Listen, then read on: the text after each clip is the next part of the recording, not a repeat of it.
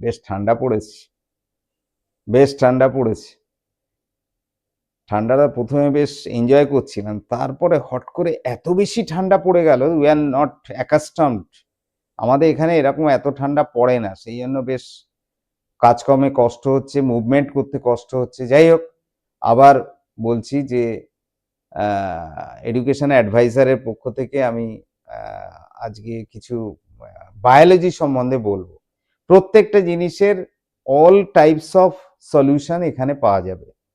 আমাকে শুধু কন্ট্যাক্ট করতে হবে, আমি বলে দেবো কোন বই বেস্ট হবে, কোনটা কতক্ষণ পড়তে হবে, কি কোন জিনিসটা কিভাবে স্টাডি করতে হবে, সমস্ত কিছু study materials if it is required I will give the advice about this which is available in the market, not all the books, some books which are very important. আচ্ছা, যাই হোক, এর আগের এপিসোডে আমি কেমিস্ট্রি নিয়ে বলেছি। এখন যে চ্যাপ্টারগুলো খুব ইম্পর্টেন্ট বলছিলাম, তার মধ্যে ছিল reactions and equations, acid bases and salts, আরও দুটো যোগ করতে হবে, সেটা হচ্ছে metal, non metal and carbon and its compound. Carbon and its কম্পাউন্ডে কিন্তু খুবই জোর দিতে হবে, কেননা এটা বেশ ইলাবোরেট, একটু ক্রিটিক্যাল আছে নোমেনক্লেচারের দিক দিয়ে, এবং রিয়াকশনসগুলো কার্বক্সিলিক অ্যাসিড অ্যান্ড অ্যালকোহল, এর প্রপার্টিসগুলো বেশি আসবে, আমি বলে দিচ্ছি। এই ওরিয়েন্টেডেড যে আমাদের প্র্যাকটিক্যাল লাইফে যে যে ইন্টারাকশন হয় সমস্ত কেমিক্যালে, এগুলো আসবে। Now today I will tell about biology. বায়োলজির প্রেজেন্টেশন ম্যাটার মোস্ট। বায়োলজির কিন্তু প্রেজেন্টেশন মানে তুমি যদি জিনিসটা এঁকে বুঝিয়ে দাও, আঁকা চাইনি কিন্তু এঁকে যদি বুঝিয়ে দাও ক্যারি করবে বেশি। ছোট্ট করে রাফলি আঁকতে হবে, কোনো ডিটেলসে না, কিন্তু লেবেলিং করতে হবে, লেবেলিং না করলে মার্কস দেবে না। আচ্ছা, এবার আমি আসবো কি করে প্রিপারেশন নেবে, প্রিপেয়ারটা হবে কিভাবে। প্রথমে হচ্ছে লার্ন কি টার্মস অ্যান্ড ডেফিনেশনস, কি টার্মস কি আছে সেগুলো হাইলাইট করতে হবে বা আন্ডারলাইন করে সেগুলো মুখস্থ করতে হবে, এবং ডেফিনেশনসগুলো হুবহু পড়তে হবে। আমি বারেবার বলছি, কমাদারি কিন্তু ভুল হলে মার্কস দেবে না, কারণ ডেফিনেশন জিনিসটা হচ্ছে ওই রকমই, যা অরিজিনাল তাই লিখতে হবে, ওটা ডেরাইভ করে কিছু হয় না। নাম্বার 2 যেটা, প্র্যাকটিস লেভেল ডায়াগ্রামগুলো বারেবার প্র্যাকটিস করতে হবে। কিছু কিছু আছে যেমন নিউরন, তারপরে নেফ্রন, তারপরে কিছু কিছু আছে ব্রেনের সিস্টেম আছে, বা সার্কুলেটরি সিস্টেম যেগুলো আছে, এইগুলোর কিন্তু আঁকা খুব ভালো করে করতে হবে। আঁকাগুলো হবে neat and clean, labelling perfect হওয়া চাই, আঁকার উপর খুব জোর দিতে হবে। বায়োলজিতে কিন্তু আঁকা আসবেই, আমি বলে দিলাম, বায়োলজিতে আঁকা আসবেই। স্পেশালি কোন জিনিসগুলো আসবে, যেগুলো আমাদের এই সার্কুলেটরি সিস্টেমও আছে মনে হয়, ডাইজেস্টিভ সিস্টেমটা তো খুব আসবে, আর ওই এক্সক্রেটরি সিস্টেমের যে আঁকাগুলো আছে, spinal cord, brain, etcetera, this type of drawings, this are very essential.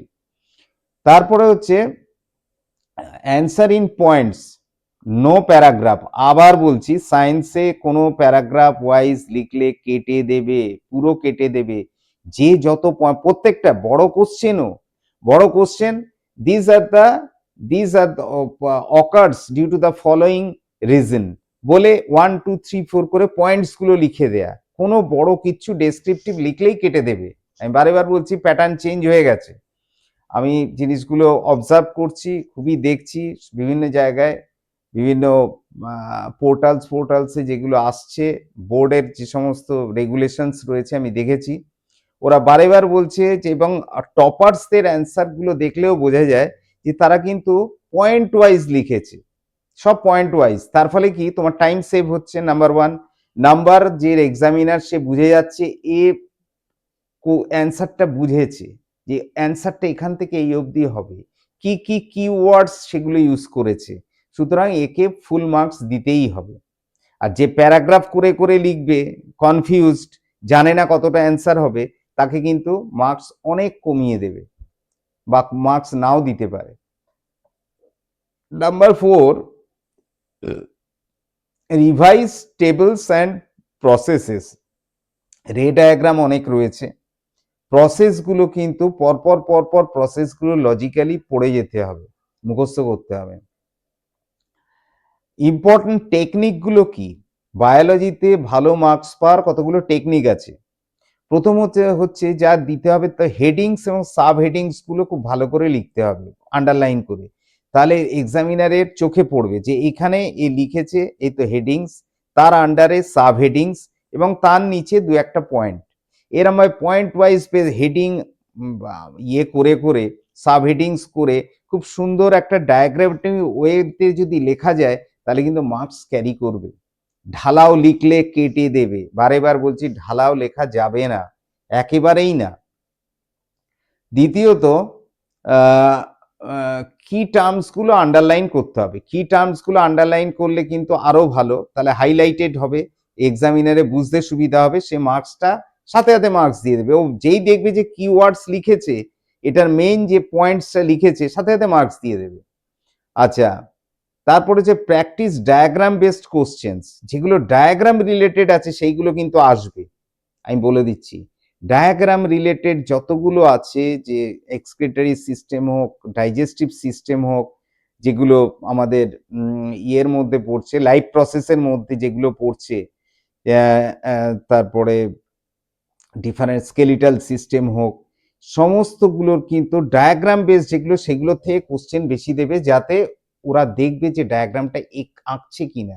যে আঁকবে সে মার্কস বেশি ক্যারি করবে, সে বেশি মার্কস পাবে। আমি বারেবার বলছি, ডায়াগ্রাম বেসড কোশ্চেন ভালো করে পড়তে হবে, সেগুলোই আসবে।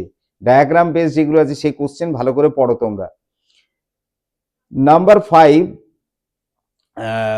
মোস্ট প্রবাবল বায়োলজি কোশ্চেন যেগুলো আছে, মোস্ট প্রবাবল বায়োলজি কোশ্চেন্সগুলো, সেগুলো বারেবার বলছি, মোস্ট প্রবাবল বায়োলজি কোশ্চেন্সগুলো সেগুলো ভালো করে পড়তে হবে। সেগুলো নিজেকে আইডিয়া করতে হবে যে এইখানে এই ইয়ের ডায়াগ্রাম আছে, তার মানে এই এর রিলেটেড যে কোশ্চেন টপিক্সটা আছে সেটা ভালো করে পড়ি, সেইটা বুঝে যাবে।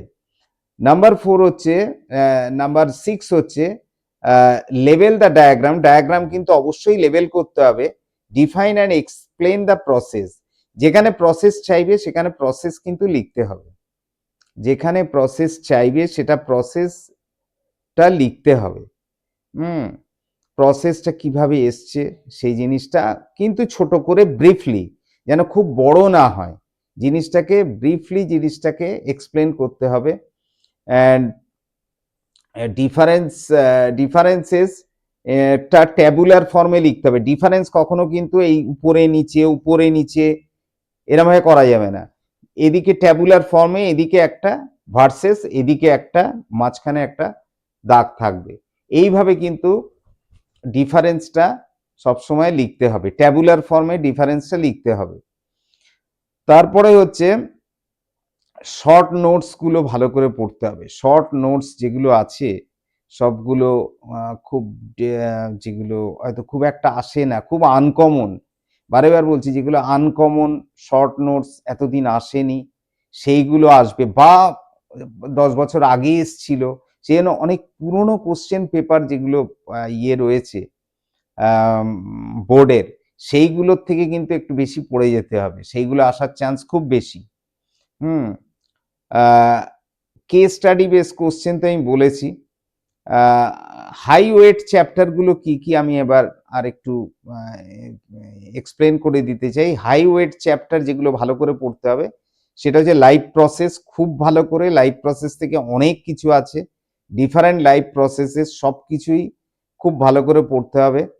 আর control coordination, heredity and evolution, environment, এই কটা খুব ভালো করে পড়তে হবে। এনভায়রনমেন্টাল ফ্যাক্টরসগুলো, what are the different environmental calamities, their causes, remedies, এই জিনিসগুলো খুব ভালো করে পড়তে হবে। what are the causes, what are the situation, how to handle, what is their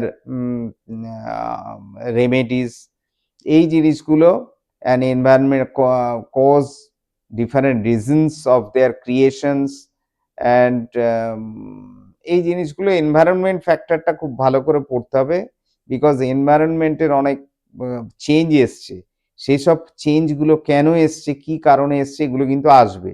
মানে একটা একটা burning issue, that is global warming and different types of tsunami and change in weather, climatic conditions, যে এত change হচ্ছে কেন, হঠাৎ বৃষ্টি বেড়ে যাচ্ছে, হঠাৎ ঠান্ডা প্রচন্ড হচ্ছে, হঠাৎ গরম, এবারে তো প্রচন্ড গরম হবে পরের বছর, কেন এটা হচ্ছে, তার কজগুলো ভালো করে পড়তে হবে। এগুলো কিন্তু খুব recent phenomena which are very much essential for your preparation.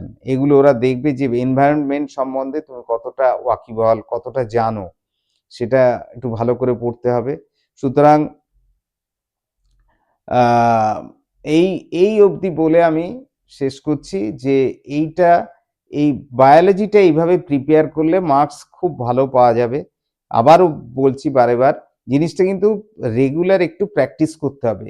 Regular মানে কি, হয়তো আজকে করলাম, তা পরের দিন পেরিয়ে গিয়ে তারপরের দিন করলাম, ডে আফটার টুমরো, আবার তারপরে ডে আফটার টুমরো, এইভাবে টাচে থাকতে হবে। আমি একবারে সমস্ত ম্যাথ করলাম তা 10 দিন ধরে, বায়োলজি ধরাই হলো না, কেমিস্ট্রি করছি 10 দিন ধরে, ওরম করা যাবে না।